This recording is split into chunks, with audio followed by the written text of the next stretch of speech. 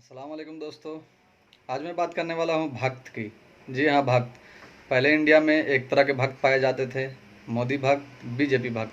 पर अब इंडिया में दो तरह के भक्त पाए जाते हैं, ओवैसी भक्त, एमआईएम भक्त। जी हाँ, मैं एमआईएम सपोर्टर को भक्त इसलिए बोल रहा हूँ।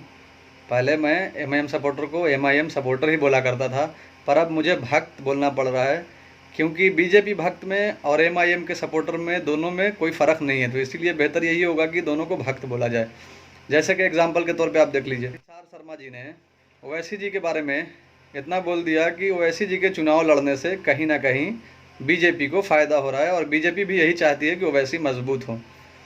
इसके बाद क्या होना था, इसके बाद सोशल मीडिया पर, यूट्यूब पर कई वीडियो बना करके अपलोड कर दिया गया अभिसार शर्मा जी के बारे में। सोशल मीडिया पर कई लोगों द्वारा, कई ओवैसी समर्थकों द्वारा वीडियो बना करके अपलोड कर दिया गया, कई पोस्ट लिख दिया गया और कह दिया गया कि अभिसार शर्मा भी अंदर से खाकी चड्डी वाले निकले, वो भी आरएसएस समर्थक हैं और वो भी बीजेपी का सपोर्ट करते हैं अंदर अंदर, वो भी मुसलमानों के दुश्मन हैं।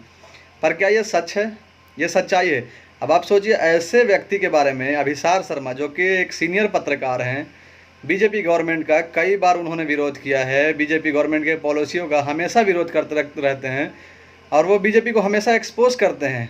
बीजेपी हो या सेंट्रल में कोई भी गवर्नमेंट हो, उनके अगर आप जर्नलिज्म करियर को पूरा देखें तो आपको ये पता चलेगा, जब कांग्रेस थी तो उनके भी गलत नीतियों का वो विरोध करते थे। आज बीजेपी गवर्नमेंट सेंट्रल में है तो उनके भी गलत नीतियों का वो विरोध कर रहे हैं। पर ओवैसी जी का उन्होंने एक विरोध कर दिया, उससे पहले उन्होंने कई 100 वीडियो बनाया होगा जो कि बीजेपी गवर्नमेंट को उन्होंने घेरा है, कई मुद्दों पे उनको गलत बताया है, जो उनके गलत फैसले थे उस फैसले को उन्होंने गलत बताया है, जो उनके कई ऐसे चीज़ थे जिनके बारे में गलत हो रहा था बीजेपी सपोर्टर द्वारा, चाहे मुसलमानों पे जुल्म किया जा रहा हो या उनके पार्टी के नेता द्वारा गलत बयान दिया जा रहा हो मुसलमानों के ख़िलाफ़, या किसी भी गलत तरह के बयान या गलत तरह के पॉलिसी को अभिसार शर्मा जी ने हमेशा एक्सपोज किया है और उस पर उन्होंने कई वीडियो बनाया है। पर आज उन्होंने एक वीडियो एमआईएम के ऊपर भी बना दिया, ओवैसी जी के ऊपर भी बना दिया। तो उनके इस वीडियो के ऊपर जो ओवैसी समर्थक आज तक अभिसार शर्मा जी की तारीफ़ करते हुए नहीं थकते थे, बोलते थे कि सच्चा हिंदुस्तानी है ये अभिसार शर्मा, सच्चा पत्रकार है और ये सच में सेकुलर आदमी है, पर आज उनके एक वीडियो बना देने से, अभिसार शर्मा जी के ये कह देने से कि ओवैसी जी के चुनाव लड़ने से कहीं ना कहीं भारतीय जनता पार्टी को फ़ायदा हो रहा है, तो इस बात के ऊपर आज जितने उनके सपोर्टर थे ओवैसी जी के, जो पहले अभिसार शर्मा जी को अच्छा बोला करते थे, आज वो उनको गलत बोल रहे हैं। आज उनको आरएसएस का आदमी बता रहे हैं, बीजेपी का आदमी बता रहे हैं, चड्डी वाला आदमी बता रहे हैं, खाकी चड्डी वाला आदमी। अब आप इससे समझ लीजिए कि ओवैसी समर्थक भी सेम बीजेपी की तरह है।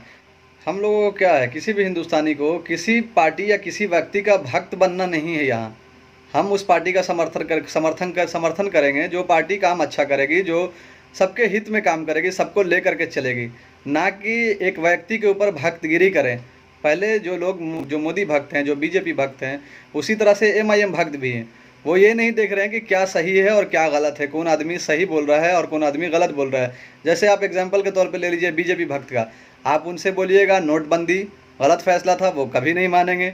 आप बोलिएगा 154 लोगों का जान चला गया नोटबंदी के दरमियान, वो कभी नहीं मानेंगे। उसको वो सही बताने में लग जाएंगे, वो अपनी तरफ से उसको इतना उसका खूबी बता देंगे कि आप सोच भी नहीं सकते, तो वो मानेंगे नहीं, फैक्ट पे बात नहीं करेंगे, फैक्ट को कभी नहीं मानेंगे। उनको आप पूछ लीजिए मोदी जी ने 15 लाख दिया, 1000 तरह का दूसरा बात बता देंगे।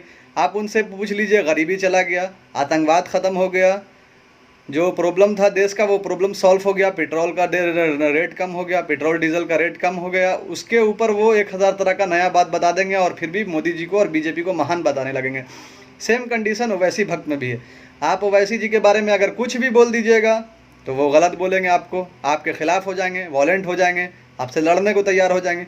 भाई साहब, मैं ये कहना चाहता हूँ किसी भी भक्त से, चाहे आप ओवैसी भक्त हो चाहे आप बीजेपी भक्त हो, देश में भक्तगिरी करना बंद कीजिए। आप किसी पार्टी को सपोर्ट कर सकते हैं, सपोर्टर बनिए, आप एमआईएम के सपोर्टर बनिए, आप बीजेपी के सपोर्टर बनिए, लेकिन उनके गलत नीतियों का विरोध तो कम से कम कीजिए। जो गलत बात वो करते हैं उसका विरोध कीजिए, जो गलत काम वो करते हैं उसका विरोध कीजिए, चाहे आप किसी भी पार्टी के सपोर्टर हो। सपोर्टर में भक्त में बहुत फ़र्क है भाई। सपोर्टर होना और भक्त होना बहुत डिफरेंस की बात है, बहुत डिफरेंस है दोनों में। भक्ति में आप बर्बाद हो जाइएगा। अगर आप भक्ति करने पे उतर गए, आप किसी पार्टी का या किसी व्यक्ति का भक्ति करने लगे, तो आप उसमें बर्बाद हो जाएगा, आपको मिलेगा कुछ नहीं, आपका बर्बादी है उसमें सिर्फ। अगर आप सपोर्टर बनेंगे तो आप एक पार्टी के सपोर्ट करने के ऊपर आप एक नीतियों के ऊपर सपोर्ट करेंगे, एक विचारधारा को सपोर्ट करेंगे किसी भी पार्टी का। जैसे कि मैं एमआईएम को सपोर्ट करता हूँ। एमआईएम को सपोर्ट क्यों करता हूँ? क्योंकि वो जो परेशानियां है जो बीजेपी गवर्नमेंट द्वारा मुसलमानों पे जुल्म ढाया जा रहा है उसके खिलाफ बोलते हैं। जो बीजेपी गवर्नमेंट द्वारा दलितों के, निचली कास्ट के लोगों के, जो बैकवर्ड क्लास के लोग हैं उनके ऊपर जुल्म किया जा रहा है तो उसके खिलाफ वो बोलते हैं। उसके जो निचली कास्ट का जिसके बारे में कोई बात नहीं करता है उसके बारे में ओवैसी जी बात करते हैं, इसलिए ओवैसी जी को समर्थन करता हूँ, उनकी पार्टी का समर्थन करता हूँ। ओवैसी जी एक अकेले तो पूरी पार्टी को चला नहीं रही है, मैं एमआईएम को समर्थन करता हूँ, उसमें कई लोग हैं, कई लोगों ने मिलकर उस पार्टी को बनाया है, कई लोग उस पर मेहनत कर रहे हैं, तो पूरी पार्टी को मैं सपोर्ट करता हूँ, ना कि एक व्यक्ति को। अगर ओवैसी जी गलत फैसला करेंगे, कोई ऐसा गलत बयान देंगे तो उनका सपोर्ट मैं नहीं करूँगा। इसी तरह से आपको भी सोचना चाहिए, अगर आपको वाकई में एमआईएम को आगे लेके जाना है, ओवैसी जी को और आगे बढ़ाना है, तो आपको भक्तगिरी छोड़ के सपोर्टर बनना पड़ेगा। सपोर्ट कीजिए, उनके गलत नीतियों का विरोध कीजिए, सही काम करते आप सपोर्ट कीजिए, वोट दीजिए, आप उनकी पार्टी को कामयाब करिए, पर भक्ति मत करिए। दूसरे को भी बोलने का उतना ही हक है इस देश में। जैसे ओवैसी जी किसी को भी बोल देते हैं ना कि ये है वो है, उनको बोलने का तो आज़ादी है भाई देश में सबको, तो भाई दूसरे को भी बोलने का आज़ादी रखिए, इतना बोलने का उनको भी मौका दीजिए। अभिसार शर्मा जी ने गलत बात कुछ भी नहीं बोला था, उनके पूरे बयान को आप सुनिए, उन्होंने क्या बोला। कई बार उन्होंने दूसरी पार्टियों से, सेकुलर पार्टियों से भी सवाल किया कि आखिर क्या वजह है जो मुसलमान लोग अब आपके पार्टियों पे भरोसा नहीं रख रहे हैं, ओवैसी जी को जिता रहे हैं, ओवैसी जी के पार्टी पे भरोसा दिखा रहे हैं। उन्होंने तो कई बार अपने वीडियो में, अगर उस वीडियो को आप पूरा देखेंगे, 15 मिनट का वीडियो है वो, उसमें 10 मिनट कम से कम अभिसार शर्मा जी ने ओवैसी जी के बारे में बात किया है। उन्होंने क्या कहा था? उन्होंने कहा था वहाँ ओवैसी जी वहाँ पे चुनाव लड़ रहे हैं जहाँ पे बीजेपी का उसके अपोजिशन पार्टी से कड़ा मुकाबला है।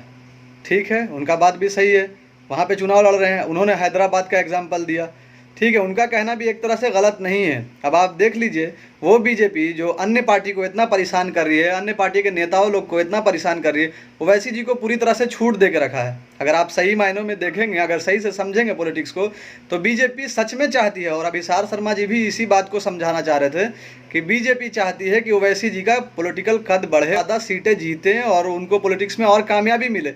अगर ओवैसी जी मजबूत होते हैं तो उसका फ़ायदा बीजेपी को भी होगा, क्योंकि वो हिंदू मुस्लिम की जो राजनीति करना चाहती है उसमें कामयाब हो जाएगी। तो अभिसार शर्मा जी ने कोई भी गलत बात नहीं बोला है, और उन्होंने अपने वीडियो में कई बार दूसरी पार्टियों से भी सवाल किया है कि आखिर क्या वजह है जो मुसलमान आपकी पार्टी पे भरोसा नहीं दिखा रहे हैं।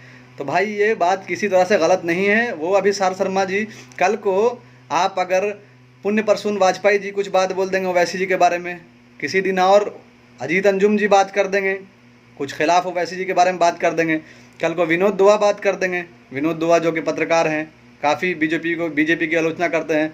आरफा खानम शिरवानी अगर कुछ कह देंगी, या कल को कन्हैया कुमार या कोई और ऐसा नेता जो आज बीजेपी का विरोध कर रहा है, कल को उमर खालिद अगर कह दे कि ओवैसी जी गलत कर रहे हैं, ओवैसी जी के चुनाव लड़ने से बीजेपी का फायदा हो, तो आप उन सभी लोगों का भी विरोध करने लगेंगे।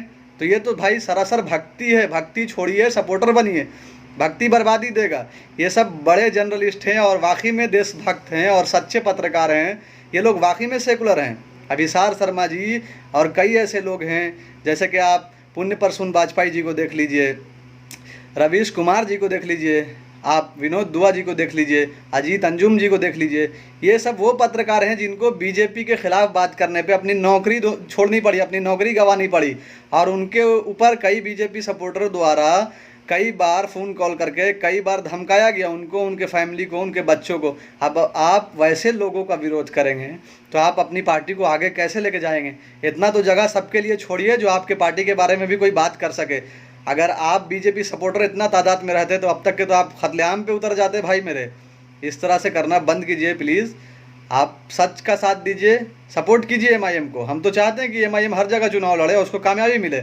हम अभिसार शर्मा जी की बात से भी पूरी तरह से सहमत नहीं है कि उनका कहना है कि ओवैसी जी के लड़ने से 10, 15, 20 सीटों का नुकसान हो गया बिहार में। ऐसा नहीं है। आप अगर फैक्ट देखेंगे, चेक करेंगे अच्छी तरह से सारे सीट जहाँ जहाँ पे ओवैसी जी ने चुनाव लड़ा है, तो आपको पता चल जाएगा ओवैसी जी के चुनाव लड़ने से महागठबंधन को बिहार में कोई नुकसान नहीं हुआ।